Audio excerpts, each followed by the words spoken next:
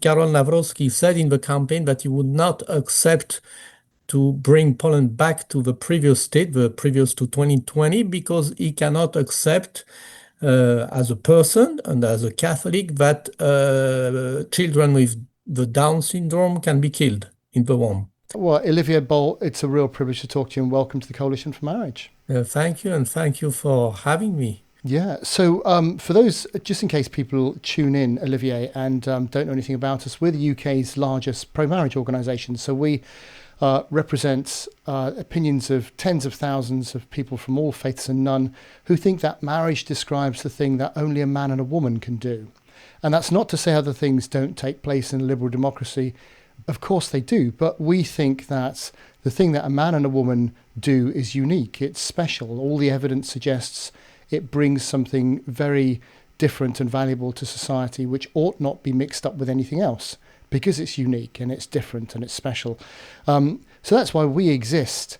I wonder, it's great to talk to you today, Olivier, and we're going to be talking a little bit about your new president in Poland. But to help us get there, maybe, can you tell us a little bit about yourself, a little bit about your organisation? Of course, you've got a French accent there, yet you're representing a Polish organisation. You know, we've got a lot to talk about. So flesh in some of that background for us, if you'd be willing to do that. Okay, sure. So, yes, I'm a Frenchman. I can't hide this, especially when speaking in English, of course. I've been living in Poland for 32 years now. I came to Poland at the beginning of the 1990s, and I'm married to a Polish woman, and I have two Franco-Polish children, but they identify more with Polishness, to speak in contemporary terms. So I joined the Ordo Iuris Institute for Legal Culture last year in March, and previously I worked as a journalist. Great. And tell me about the organisation, then, the organisation you belong to. Yes, the Ordo Iuris Institute for Legal Culture is a legal think tank, and it defends life, the right to life from conception to natural death, the family. So we do have the same conception of marriage as you do, which, as a matter of fact, was the only one in the West until very recently. Yeah. We defend civic liberties like free speech, a little like the Free Speech Union in Britain, Yep. and sovereignty, because we believe that freedom and democracy we cannot function without national sovereignty. So that's what we believe in, and we are the biggest legal think tank on the conservative side, and probably altogether in Poland, and probably also the bigger in continental Europe, the biggest in continental Europe. We also act at the European Union, at the Court of Justice of the European Union, the ECHR in Strasbourg, and at the UN, where we have a consultant status. Well, that shows why it's so good to talk to you and why you are quite an authority on some of these things we're going to talk about. And I'm very grateful to speak to you today. I, of course, have been to Poland myself on a number of occasions, although interestingly, my surname has a Polish descent. It's not until the last year or so that I've ever been to Poland. And I've been a few times in that time, once to speak to a very large crowd, thousands of people in Warsaw, about these issues, if you like, and encouraging Poland to resist some of the mistakes we've made in the West, in the UK, let's say rather. But all that's beside the point today.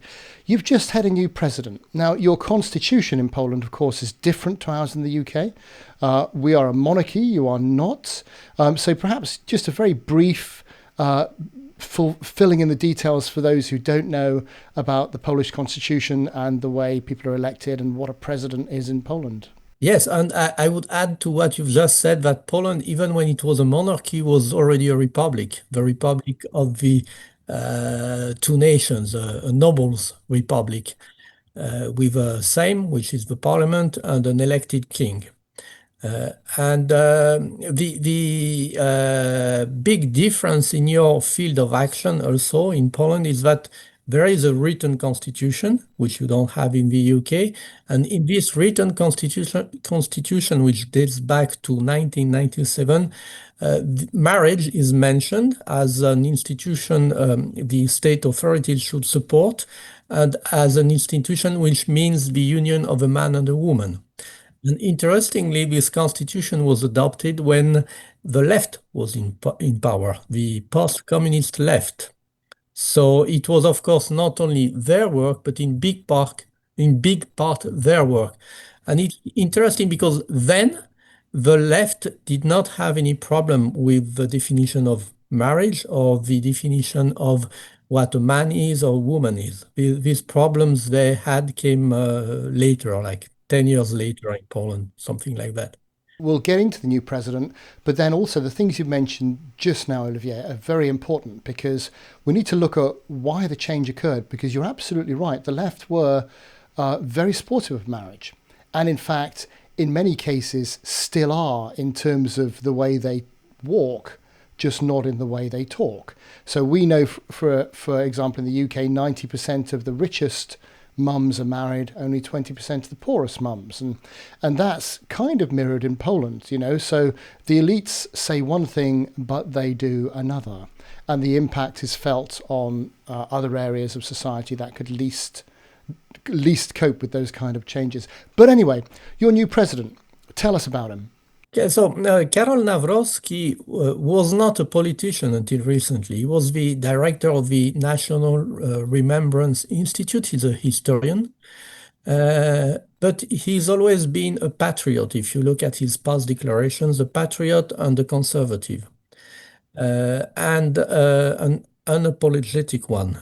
And he was very clear in his campaign that he would not support, not sign in any law if he's elected as president, where in Poland the president has a right of veto. He would not sign any law that would bring back abortion on demand, including that would bring Poland back to what they call the Compromise of 1993, which forbade abortion on demand but allowed for abortion when there is a diagnostic of a lethal or serious anomaly or illness of the unborn child.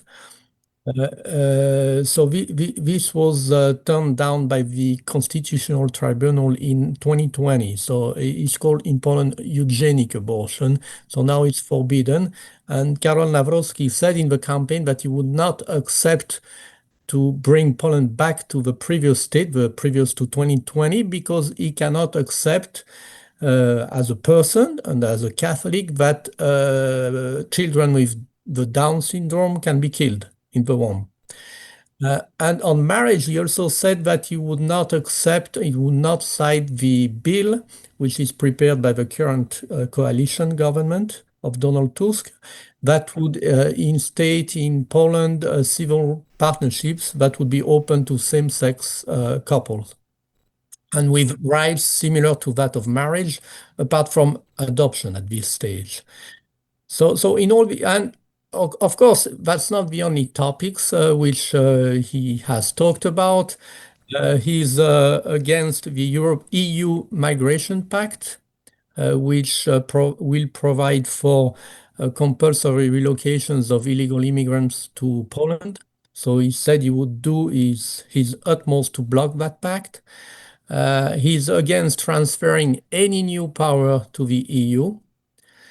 So in that sense, he's a sovereignist. That's what we call them now in Europe when people are opposed to centralizing the EU.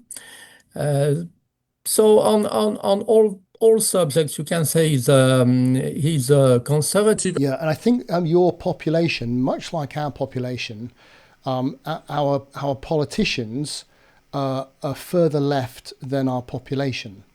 And that seems to be a consistent thing, which is very interesting. But a few observations from what you've just said, and thank you for that wonderful account and very detailed account. Interesting that Poland has got this habit of finding people who aren't in politics, who then come to the fore and in many ways rescue the nation. because here again, you left answer of the past, etc. But here again, you're in a situation where Poland seems to have been overtaken by a radical left-wing ideology, at least from the elite politician perspective, Donald Tusk, etc., of notable European fame. Yet the Polish people seem to have overwhelmingly rejected that in choosing their presidents. I wonder if you'd like to comment on any of that, and maybe even if you will, Olivier, comment on why Poland originally elected a kind of a left of centre government, but now seem to have rejected it in your new president. Yes, I wouldn't say that the political elite is a lot more to the left than the people in Poland. In that sense, the situation is different from what it is in the UK, for example, or in France, or maybe even in Germany, I suppose. Uh, because actually, the current ruling coalition has a slim majority, and the party which won the election in 2023 was still Law and Justice, but it couldn't secure an absolute majority. Now we have a proportional system in Poland. In the UK, the Law and Justice Party would still be governing, but not with a proportional system. And it was actually the only party which has secured an absolute majority since the fall of communism, and it did so twice. And Donald Tusk, I mean, you can say that there has been a shift to the left in the last decade, and it's because the former center-right party of Donald Tusk has become more of center-left, and the center-left today is much more to the left than it used to be. So yes, you can say that this non-politician, Karol Nawrocki, in a way, has his election has saved Poland, and that's how it was seen by many Poles who voted for him. And you could see that atmosphere in the streets on the day of his inauguration, with many people who came to Warsaw in red and white colors, the national colors, and were chanting and rejoicing. And it was at his call because the government was questioning the result of the election, and there was some uncertainty as to whether it would allow for the inauguration to take place. I mean, it's a very serious situation. To understand the situation in Poland, I will say that the Speaker of the Sejm, who is a member of the coalition, of the ruling coalition of Donald Tusk, said publicly that he was pressured to conduct a coup as the person who convoked the session of parliament where Nawrocki could be inaugurated, and that he refused. And before he had said, I think a month earlier after the election, that he would convoke this the parliament for this inauguration because he refused to participate in a coup. So it's a really serious situation. Even earlier in April, the president of the Constitutional Tribunal said and informed the prosecution service that there was some suspicion that a coup was taking place because of all the violations of the rule of law by the current government with support, unfortunately, from Brussels. So it's a Goodness very, me. in that sense too, people on the right who support the opposition have this feeling that it was really a matter of Poland keeping its sovereignty and keeping its democracy, but it was also a matter of a choice between different sets of values because the opponent on the left side, the one proposed and supported by the party of Donald Tusk, who is actually vice chair of the party of Donald Tusk, Rafał Trzaskowski, who is the mayor of Warsaw, belongs to the left wing of the coalition platform of Donald Tusk. He's always been very supportive of the full LGBT agenda. He's in favor of same-sex unions and same-sex marriage, and he's said so many times.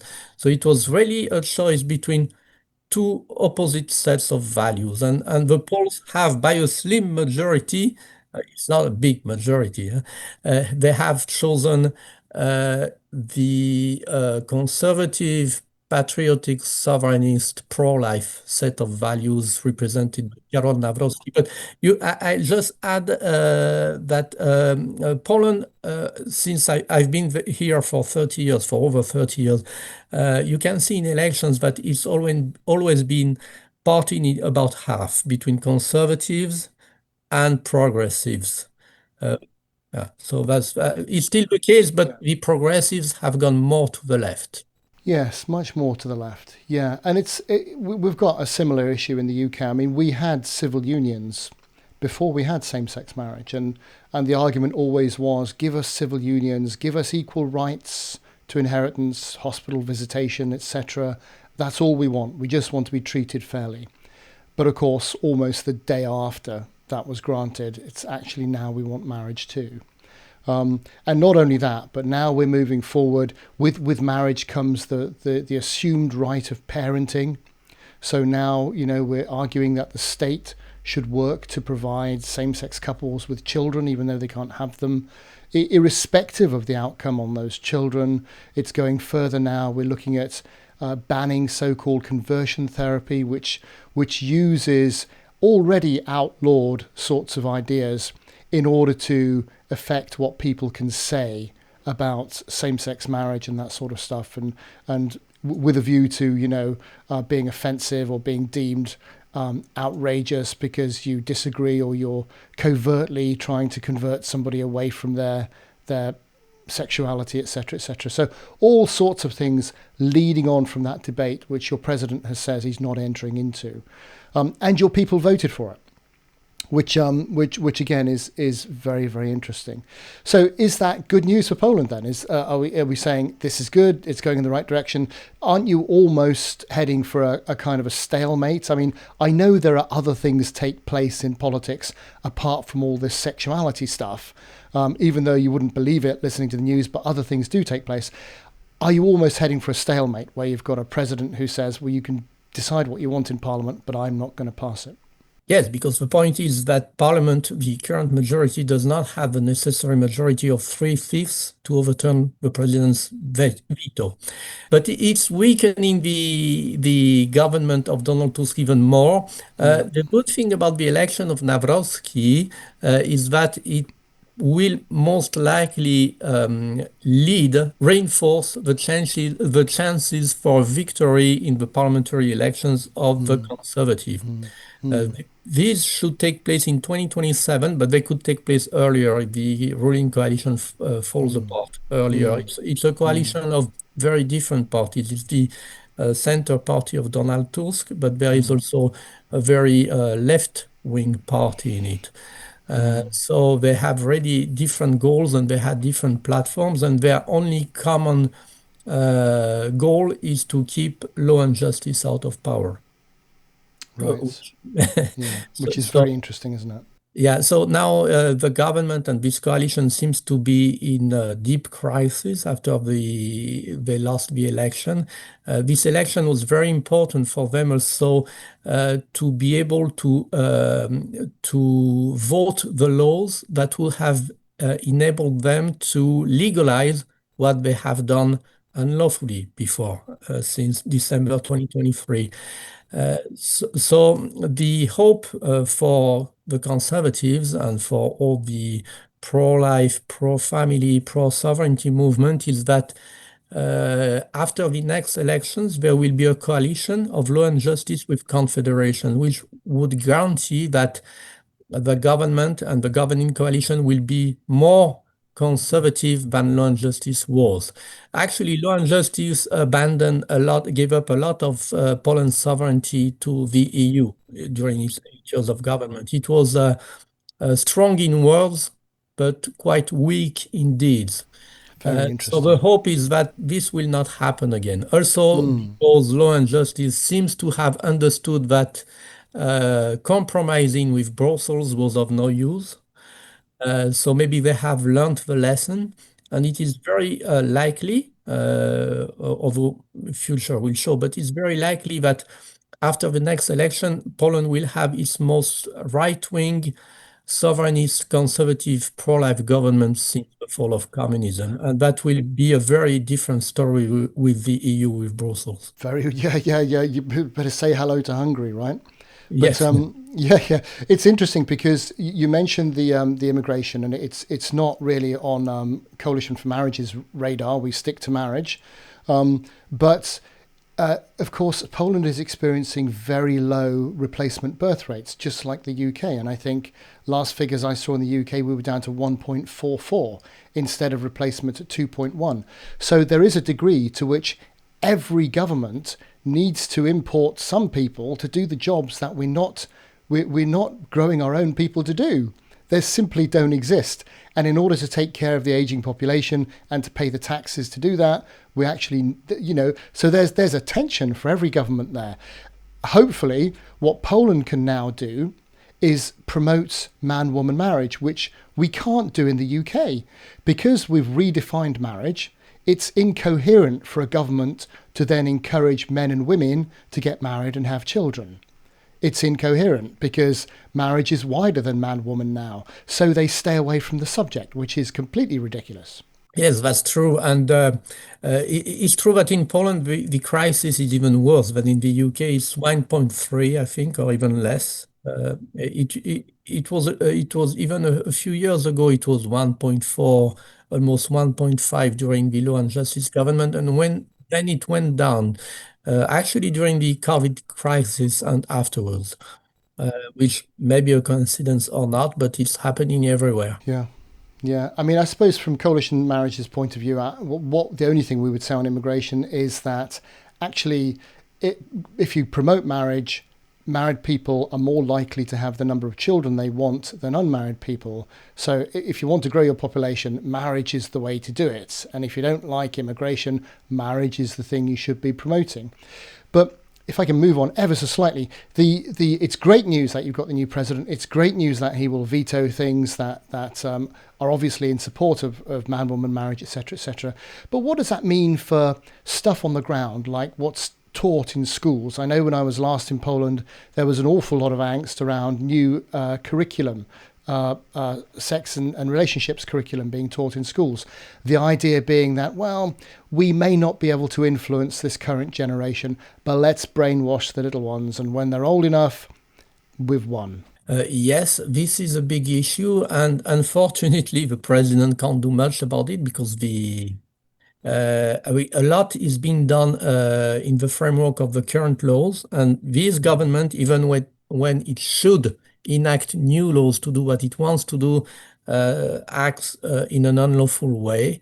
And there's not much the president can do about it. And there is a change in the curriculum, including a new topic, which is going to be called health education, because you really have to be a monster to refuse to health education for your children. That's about the words of the education minister. But this health education includes sex education, which will provide also for things like presenting different sorts of sex identities, gender identities, so all what is linked to this agenda of for example, of the World Health Organization for Yeah. Europe. I don't know if you know the standards of sex Not, education for Europe of yeah, the World Health Organization. yeah, So yeah. the current coalition is on this line, just like the European Parliament.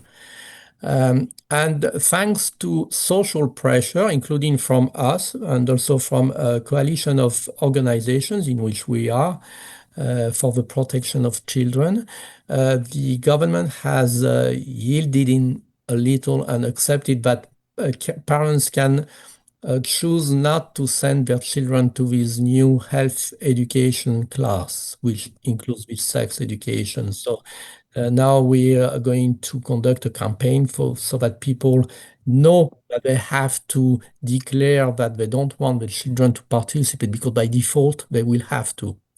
So parents have until I think September 15 or 25 to send a declaration to their schools that they don't want their children to take part. Good. Well, Olivier, it's been such a privilege to talk to you. I hope this is the beginning of a great friendship, and I hope you can come back and talk to us again. Can I thank you so much for your time, for the work you're doing? Keep it up, and I really look forward to speaking again soon. Thank you. Thank you. Take care.